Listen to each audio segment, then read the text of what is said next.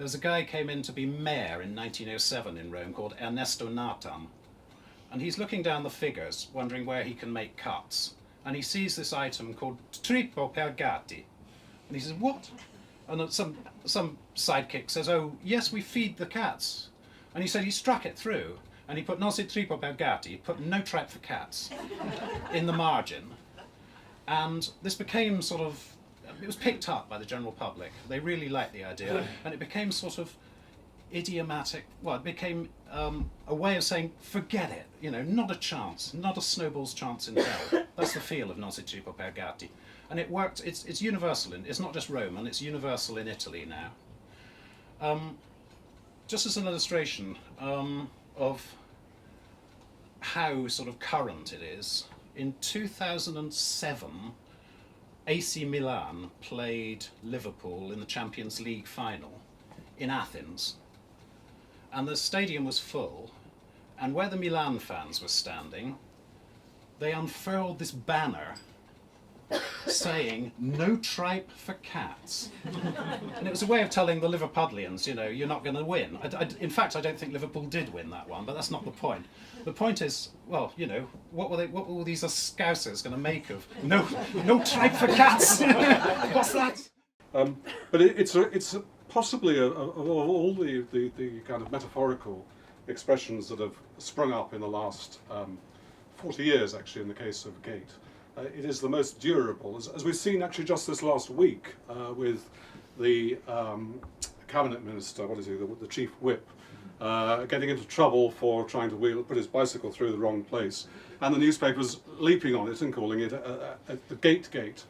And actually, obviously I'm very sort of prophetic, because the last sentence in my entry says, in fact, the overuse of gate is so flagrant and shameless that one might talk of a gate.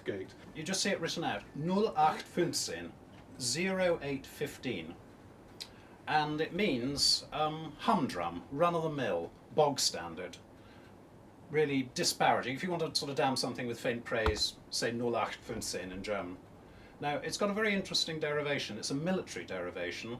The full Monty and the whole 9 yards have this odd kind of equivalence. They both mean more or less the same thing, and their source is obscure.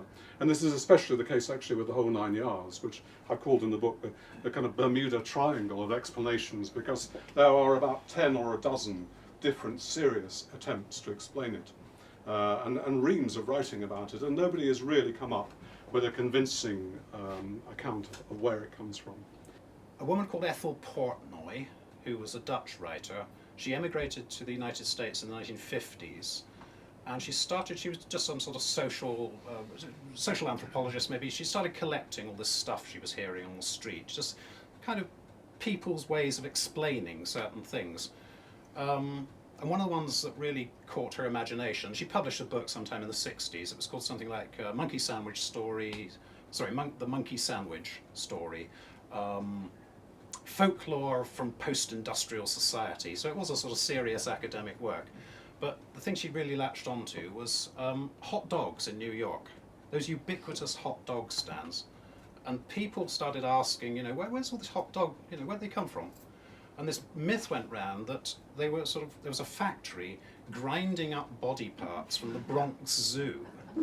And that this whole thing had come to light when two trucks collided outside this factory. Nobody, of course, ever said where this factory was, but two trucks collided and all these bits of sort of bear and giraffe and stuff spill out all over the road. Sticking to the animal theme, an old expression is a kangaroo court, which is something like 150, 160 years old.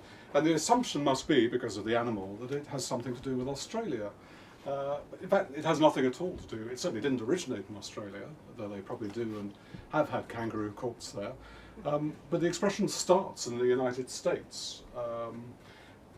And again, the origin is quite obscure. I mean, the earliest reference comes in a book which was published in 1853.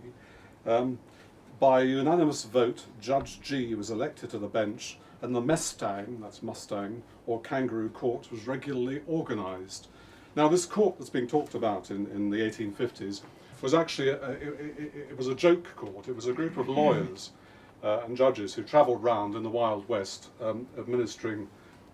formally administering justice in the places where they stopped. And it turns out, if you look in the original source where this quote comes from, it turns out that the court they set up was actually to establish who should pay for drinks that evening.